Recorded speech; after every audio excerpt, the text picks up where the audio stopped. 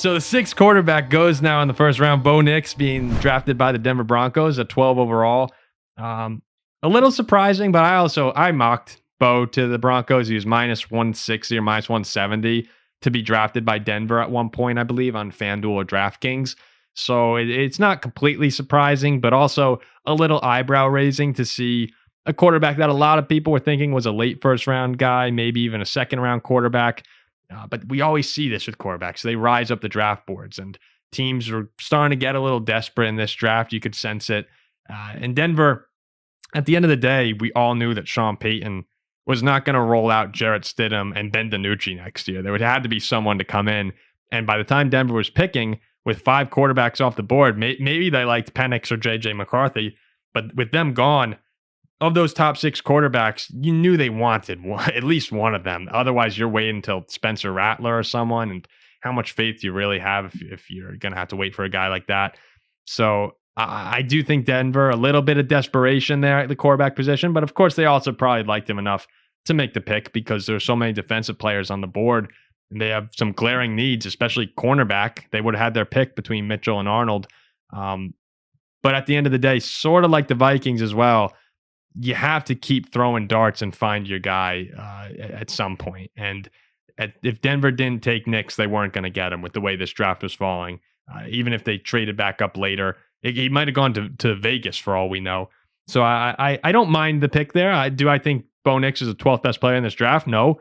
But again, given the situation, don't mind the pick. Denver, it's an okay situation for a quarterback to come into without Jerry Jeudy now. They need some more weapons there for him. But with Sean Payton there, you do have a coach who is known, one of the best offensive coaches in football. Nice situation for a quarterback like Bo Nix, who I believe Sean Payton likes those guys who can process fat quickly. And Bo Nix is one of the guys who people said maybe the fastest processor in the entire draft. And of course, you have to look back on the division. It's another division with Herbert, with Mahomes. You got to be able to match the points there in the AFC West. So Denver going and making this pick. Sean gets his guy. Sean Payton's what, 70 years? How old is Sean Payton right now? He's got to be, let's see, Sean Payton is 60 years old right now. 70 is a little stretch, but 60 years old. There's only so many more years Sean's going to be doing this. And for Denver to pass, say they passed on Bo Nix this year, you're really throwing away next season. There's no can't miss prospect at the top of the board. Quinn Ewers, Shedeur Sanders, those are guys that people are talking about. None of them are like Caleb. None of them are like Dre May.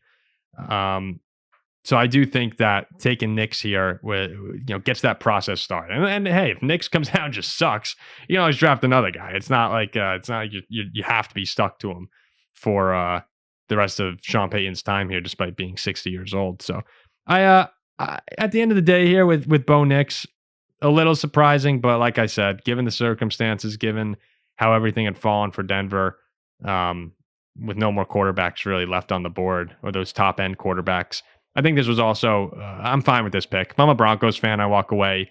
You're a little bit disappointed that you couldn't land. I bet they wanted McCarthy a little bit more. Of course, they probably would have loved to have been able to trade way up with New England, but who knows how much that would have cost.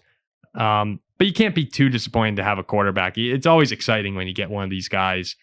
And it's going to be a long process still for Denver. They have a ways to go. But yeah, you can't go out with Stidham and DiNucci. That's just going to be a miserable season. Maybe Stidham starts the year, but I would be very surprised if Bo Nix is not playing by week 5 or 6, and then start getting his reps in, and you build the team around him and see what happens. This Bo Nix had a really successful collegiate career, and he grew a lot every single season from the time he was at Auburn to ending in Oregon there. Those Oregon teams by the end of this year, I mean, really good. Bo Nix was lighting up college. He was lighting up the Pac-12 for 2 years. I think it was 2 years, right? I can't remember. Was he at Oregon for 2 years? Yeah, he was. But yeah, overall, I'd say solid night for the Broncos. Definitely a lot of risk involved with drafting someone this high, but you need to take these chances. 24 years old. That's another thing. People are going to talk about the age. So what? He's 24. I mean, if he's good, you have him for 12 years. It's fine. I'm not too worried about it. So many people get on the 24 versus 21. All right. So what? It's fine by me. So, all right, the Broncos go Bo Nix. It's 6 quarterbacks in the first 12 picks. That's a record. We were expecting a fun draft. We're getting a fun draft, and we'll have to see what else is in store. See you later.